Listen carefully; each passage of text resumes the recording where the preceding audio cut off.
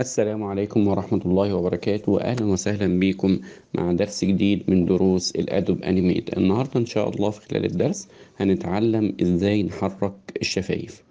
عشان نحرك الشفايف في طريقين، إن أنا ممكن أروح الموقع فريبيك وأجيب صورة زي كده وأخدها على الأدوب إليستريتور أو على الأدوب فوتوشوب. كل حركة شفاه أو كل مخرج حرف مكتوب تحتيه الحرف بتاعه بالصورة بتاعته، والصورة بتبقى PNG علشان لما أعمل سيمبل زي ما اتعلمنا بقى أبدأ أرتب الصور بتاعتي بترتيب يديني الحركات بتاعتي والمخارج بتاعتي مظبوط. جبت الحروف، ببدأ بعمل import فايل واخد الحروف بتاعتي. انا كده حطيت كل الحروف عندي في اللايبراري بتاعتي، وابدأ بقى اخد وليكن صورة دي وابدأ اعملها بقى اظبطها كده مع الشخصية بتاعتي، اكبر بقى علشان اقدر اتحكم في الحركة بتاعتها ان هي تبقى مظبوطة مع الوش يعني. تمام، بظبطها اعمل لها ترانسفورم عشان تمشي مع حركة الوش تبقى مظبوط، وابدأ ادوس عليه بقى F8 واسمي السيمبل بتاعي اللي انا عايزه الليب مين.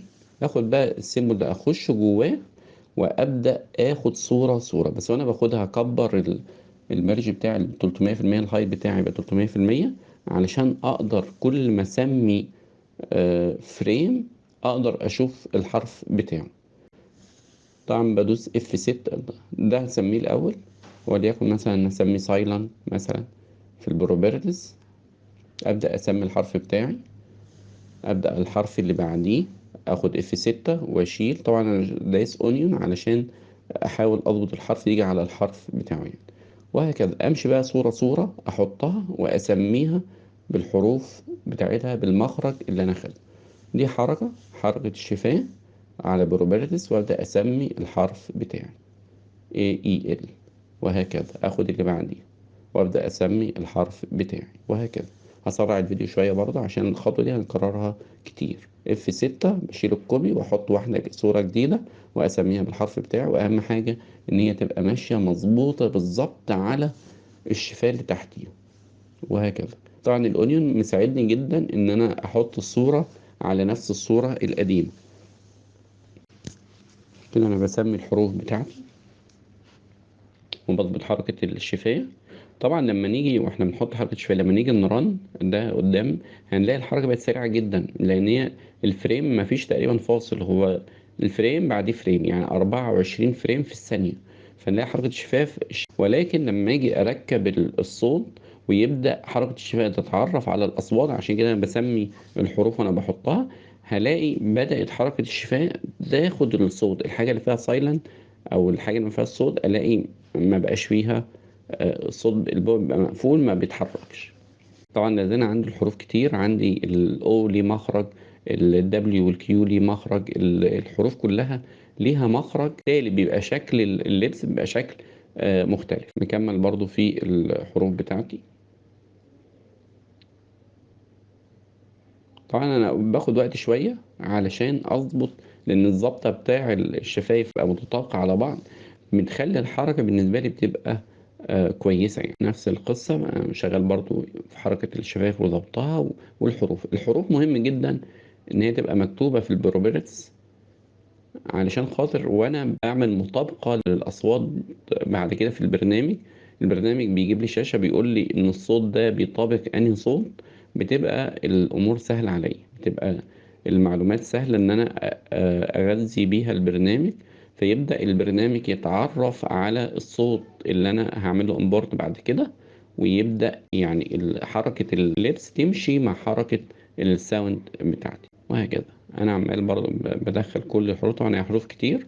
كل ما انا ما بقى عندي مخارج كتير وبضبطها كويس جدا مع الشخصية، كل ما يكون حركة الصوت اللي شغالة بتكون احترافية اكتر كتير، واظبط المخارج لما اجي احط او الساوند بتاعي بيمشي مظبوط مع الشخصية اللي انا مختارها، يعني مع الصوت اللي انا مختاره بظبط الحركة بتاعتها وهكذا.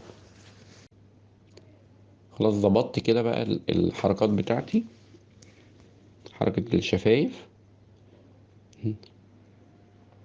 هبدأ بقى اختبر الكلام دوتي، هبدأ اختبر اللي انا عملته على الشخصية بتاعتي. طبعا هحط الأول ملف صوت، اختار ملف صوت احطه على الشخصية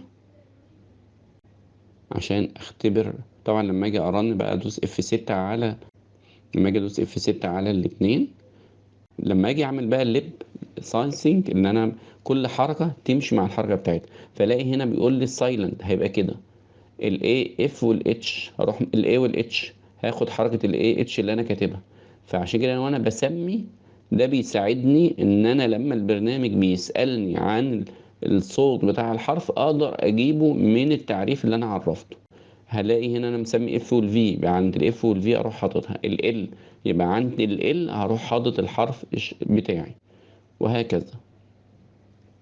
كل حرف انا مسميه ببدأ اعرف بيه البرنامج، وهمشي برضو على باقي الحروف. كل حرف بيقول لي مثلا حرف الام، اختار حرف الام.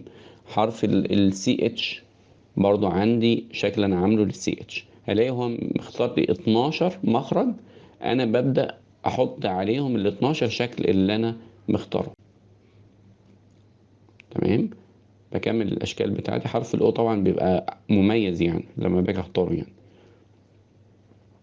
ببدأ اركب الحروف بحيث البرنامج اوتوماتيك وانا بعرفه صوت الحرف بيبدأ يشعر بيه، وبيبدأ ياخد بقى اصوات الحروف دي، وانا بحط الفويس بتاعي بيبدأ الاصوات دي تبدأ تظهر معي.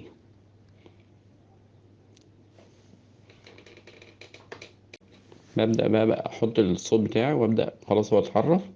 بيبدأ بقى بعد كده ايه، بيبدأ الحركة بقى ببص عليها بتبدأ الحركة تظهر معايا، وهكذا تبدأ الصوت يبدأ يتعرف يبدأ يظهر معايا. كان يا مكان في قديم، كان يا مكان في قديم.